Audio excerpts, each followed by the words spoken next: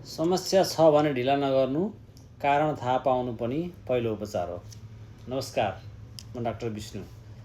आज यहाँहरूलाई म एक्सटर्नल पाइल्सको बारेमा कण्ठ पार्छु है त, क्लियर पारिदिन्छु है। थुप्रै बिरामीहरू आउनुहुन्छ, मलाई पाइल्स भयो भन्नुहुन्छ, कसैलाई फिसर भएको हुन्छ, कसैलाई फिस्टुला भएको हुन्छ, कसैलाई एक्सटर्नल पाइल्स हुन्छ, कसैलाई इन्टर्नल पाइल्स हुन्छ। आज म एक्सटर्नल पाइल्सको बारेमा भन्छु, बिस्तारै फिसरको बारेमा नि यहाँले सुन्नु होला, इन्टर्नल पाइल्सको बारेमा सुन्नु होला र फिसरको बारेमा पनि सुन्नु होला।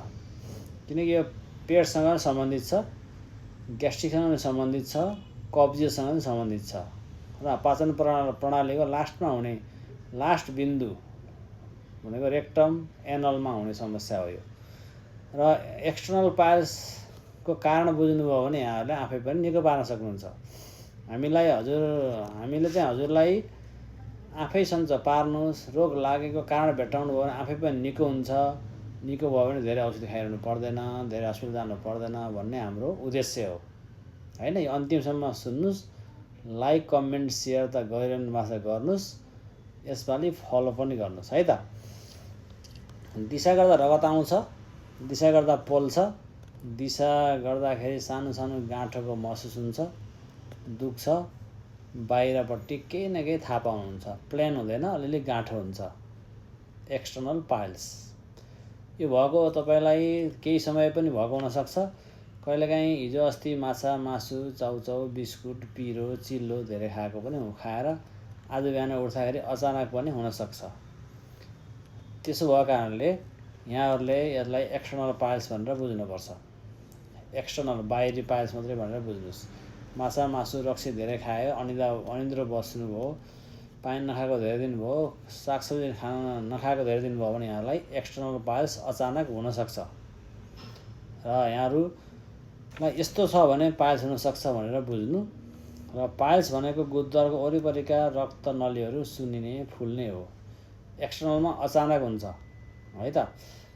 र यहाँलाई कारण के हुनसक्छ भने कब्जियत हुनसक्छ, धेरै समय लगाएर दिशा गर्नुहुन्छ, दिशा गर्दाखेरि लामो समय बस्नुहुन्छ, धेरै बल लगाएर जोडका साथ दिशा गर्नुहुन्छ, पानी कम खानुभएको छ, फाइबर कम खानुभएको छ, अनि अलि धेरै माछा मासु खानुभएको छ, टाइममा सुत्नु भएको छैन, पानी खानु भएको छैन, जङ्क फुड बढी खानुभएको छ भने यहाँहरूलाई पाइल्स हुनसक्छ। र अब के गर्ने? हरियो सागसब्जी बढी खाने, पानी प्रशस्त पिउने, कब्जियत हुन नदिने। कब्जियत भएको छ भने कि उपचार गर्ने, कि सागसब्जी बढी खाने, कि खाना कम खाने हो भने कब्जियत हुँदैन। भनेको बिहान उठ्ने बित्तिकै फिक्स टाइममा यहाँ टोइलेट जानुपर्ने हुन्छ र टोइलेट गइसकेपछि दिशा राम्रोसित खुल्छ। अब रगत आइरहेको छ भने व्यवस्था नगर्नु होला, किनकि रगत आइरहने कारण पाइल्स मात्रै नहुनसक्छ हैन। कोलाइटिस, अल्सरेटिभ कोलाइटिस नै हुनसक्छ, आन्द्राको अरू समस्या नै हुनसक्छ। र अल्सर भएको छ भने, पेटको अल्सर भएको छ भने दिशा कालो हुन्छ। तपाईँले सामान्य खाना खाँदाखेरि पनि दिशा कालो हुन्छ, अथवा तपाईँ दुब्लाउँदै जानुहुन्छ, कमजोर भएको महसुस हुन्छ। त्यो दिशा जाँचेपछि मात्रै यहाँको थाहा हुन्छ। डाइरेक्ट अल्सर भएको बिरामीको रगत दिशामा सर्लकै सफा देखिन्न, सफा रगत चाहिँ हुँदैन। तर पाइल्स भएकोमा कालो रगत बग्छ है त। कालो भनेको अलिक गाढा डिप रेड के हैन, त्यो चाहिँ पाइल्सबाट आउँछ है। फिसरको कुरा अलिकति फरक छ, अहिले फिसरको बारेमा छुट्टै म भन्छु है त। फिसरको भिडियो छुट्टै हुन्छ।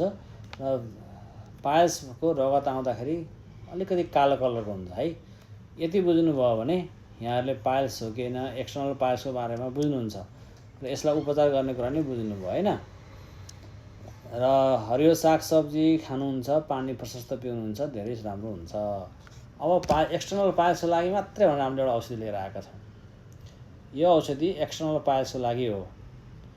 एक्सटर्नल पाइल्समा पनि रगत बग्छ, दुख्छ, दिशा गर्दाखेरि गाँठागुठी देखिन्छ भने यसको लागि यहाँहरूले यो औषधि मगाएर आएर किनेर खान सक्नुहुन्छ।